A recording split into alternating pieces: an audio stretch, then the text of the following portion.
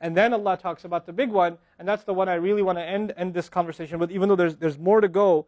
But Allah makes such a big deal out of this subject that again, just like there were 3 ayat about Judgment Day, now there are وَالَّذِينَ هُمْ لِفُرُوجِهِمْ حَافِظُونَ إِلَّا عَلَىٰ أَزْوَاجِهِمْ أَوْ مَا مَلَكَتْ أَيْمَانُهُمْ فَإِنَّهُمْ غَيْرُ مَلُومِينَ فَمَنِ ابْتَغَى وَرَاءَ ذَلِكَ فَأُولَٰئِكَ هُمُ الْعَادُونَ.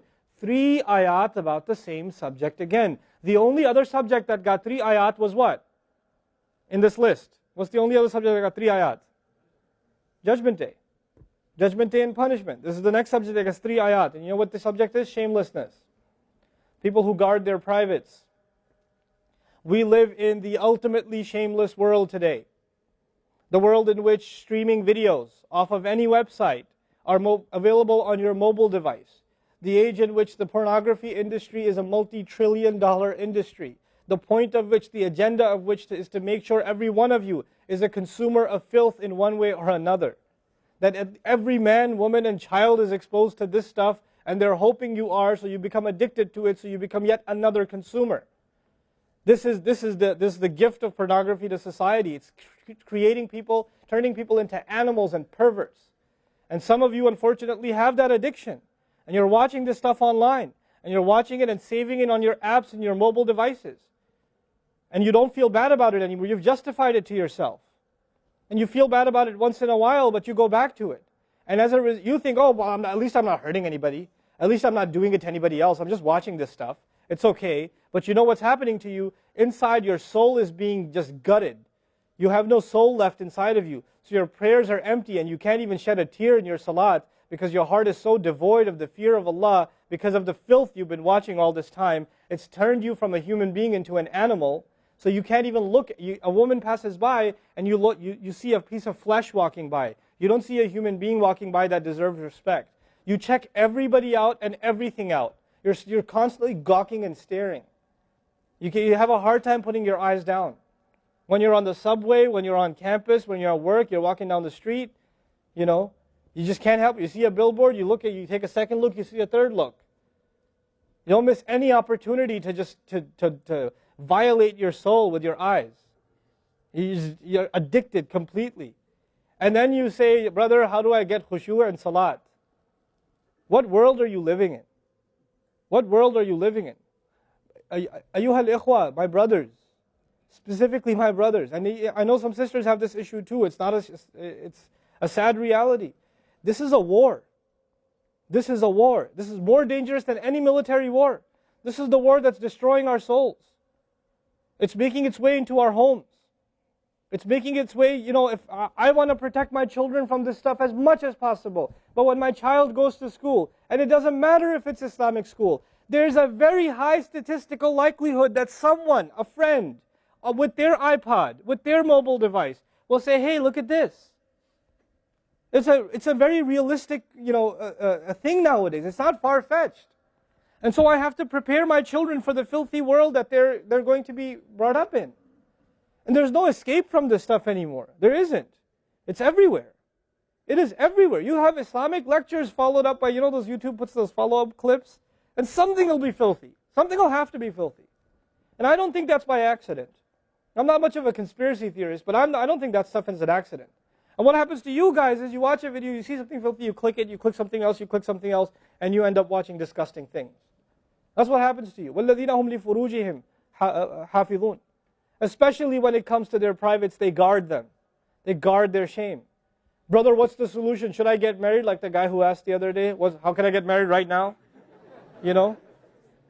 No, guys, the solution is not marriage. Because if you're a pervert, then you're going to be a pervert after marriage too. If you have no shame now, you will have no shame after marriage. Honestly. You think marriage is going to end your problems? No. Your problem isn't marriage. Your problem is spiritual in nature. Your problem is psychological in nature. You need help. You need to stop this. You need to stop hurting yourself like this. You will have nothing, there'll be nothing left inside you. I just had an email from a teenager who's addicted to pornography, an anonymous email, 14, 15-year-old teenager. Says, I want to kill myself. I can't stop. I've been watching it since I was 11. My parents don't know. I read this stuff and I cry because he's not one. There's millions of Muslim kids like this. Millions. Millions of them. We have to help these people. We have to do whatever we can. And we don't have the trillions of dollars of advertising to counter that. We don't. And it's not realistic for me to say Facebook, YouTube, Twitter, internet, it's all haram. It's not realistic because it's a reality. It's as common as oxygen now. The only thing we can do is have a mature conversation about this and teach our youth to deal with this and navigate this and not fall into it. The elders that are here, stop watching Indian movies, man. Why are you sitting in a lecture talking about salat and the importance of salat and you don't guard your shame? Mother and daughter and husband and wife and sister sitting together watching whatever? God, come on. Stop. وَالَّذِينَ هُمْ لِفُرُوجِهِمْ حَافِظُونَ. They guard their privates. But guarding your privates doesn't mean you don't commit zina. It means everything that leads to the temptation. Everything that leads to it. They watch it. They guard it. They know it's under attack. They know that their shame is under attack. They realize that their weakness is their urges. Those urges that Allah put inside of us that are so strong. Allah put them there for a reason. He did. And every one of you have them. You don't have to, I don't have to have a dalil for you to have them. I know. The guys that are here. You all suffer that challenge every single day of your life. Especially in a city like this one. At least in Texas, we're a little more conservative. Not that much more, but a little more. You know? At least in some towns, they don't allow for filthy billboards and things like that. They actually don't even allow the billboards. You know? But that's changing soon because, capitalism wins in the end. Right? But you guys are living in this city where you're exposed to everything and anything. Everything and anything. And you have to really go out of your way to guard yourselves. This passage is not about high goals. This is about the bare minimum. I told you that, right? This is the bare minimum, folks. The bare minimum is we guard ourselves from shamelessness. We wage a war within ourselves against that tendency. And I know some of you have tried to quit before and you go back. And you've tried to quit before and you go back again. And you go back again. And you keep falling into that trap. I know some of you have done that. And you're struggling with it. But don't give up on yourself. Don't give up on yourself. And whatever it takes, if you just don't be alone. Don't be by yourself. Be with good friends. Be outside. Study somewhere else. Go to the library and study. Go somewhere where other people are around. Because when you're by yourself, shaitan gets you. And if the fear of Allah isn't enough for you, at least the fear of other people will work for you. At least something's better than nothing. For those, I've said this in other talks before, for the parents here, if you have a computer in the house, please don't make it a laptop. Have a desktop in the house with a really big monitor. Get the biggest monitor you can find. Honest to God. And make sure your computer is in the kitchen or in the dining room. Don't put it in the living room. Don't put it in the kids' room. Don't put it in your bedroom. Put it in the dining room, facing the public. You want to do homework, do it over there. Though you can't move the monitor this way or that way. It's facing everybody. That's how you should have it. This stuff, we have to take these precautions. Don't give your 11-year-old a smartphone. What were you thinking? That's not very smart. Don't give them a smartphone. Why am I seeing kids in Islamic school, 5th graders, with iPhones? iPhone 5s. I don't have an iPhone 5. Why do you have an iPhone 5? With 4G, you know how dangerous that stuff is? وَالَّذِينَ هُمْ لِفُرُوجِهِمْ حَافِظُونَ إِلَّا عَلَىٰ أَزْوَاجِهِمْ except upon their spouses أَوْ مَا مَلَكَتْ أَيْمَانُهُمْ فَإِنَّهُمْ غَيْرُ مَلُومِينَ or what their right hands possess, then they're not to be blamed. Allah says we have these urges and we can execute those urges, we can release those urges, but to the halal spouse, to the spouse, our spouses. But outside of that, we can't. And by the way, when people get addicted to this sort of thing, and they get accustomed to it, or they get over and overly exposed to it, they have miserable marriages. And marriages start falling apart. They have this virtual idea of what pleasure means, and they don't find pleasure in their spouse anymore. And there's great fitna that comes into the family. It destroys homes, Muslim homes. That's what's happening in our world today.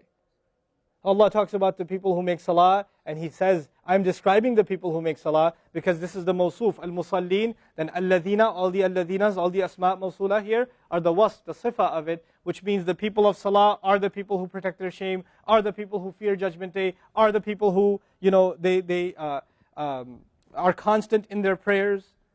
These are the people. فَمَنِ ابْتَغَى وَرَاءَ ذَلِكَ فَأُولَٰئِكَ هُمُ الْعَادُونَ. The people who pursue anything beyond that, then they are the ones engaged in aggression. This is an act of aggression. You know when adu is mentioned, or adi, adin from adu, from ada ya'du, right? Al-adun. Al-adawa in Arabic means animosity. Allah says, whoever pursues their urges to be fulfilled outside of the halal, outside of the marriage, whoever pursues that, then they are engaged in an act of aggression. The question is, aggression against who? Because when you say enemy, then you have to say enemy of who? If they've become an enemy, who have you become an enemy to? Allah didn't mention a maf'ul bihi, no jar majroor, nothing related to it. You know what that means? They are an enemy to themselves, their family. They become an enemy even to Allah's teaching. You know, these are the kinds of people. The most important asset you and I have is our hearts. And this shamelessness destroys the hearts. It destroys it. The most precious thing you and I have to preserve is our iman. And these filthy images is destroying your iman. They're tearing your iman apart. Don't let it happen to you. Do not let it happen to you. And I can only talk about this. I can't stop you from doing anything. And nobody else can. You will have to police yourself. You will have to control yourself. You'll have to make the decision, is my iman important enough? Is my salat important enough? You know? Or should I just carry on and pretend? You know what I told you about jazur, right? When you come across evil, you just don't want to deal with it. You just ignore it. There's a lot of people like that. They hear this stuff and they don't deal with it. They just ignore it. And you're jazur. Then you're not from the musallin. Illa al-musallin. If you don't be from the people of jazur, from the jazur'een. Don't be from them. The people who just leave it. They don't even deal with their problem. They run from it. And they cave in every time. And they're reactionary. And that's the beautiful thing about the beginning of this passage. Halua, reactionary. Usually we react to temptation. You react to an image and it leads you to a site, which leads you to something else, which leads you to something else. You're constantly reacting to things. You're supposed to learn to have the right reaction, and the right reaction comes when we become people of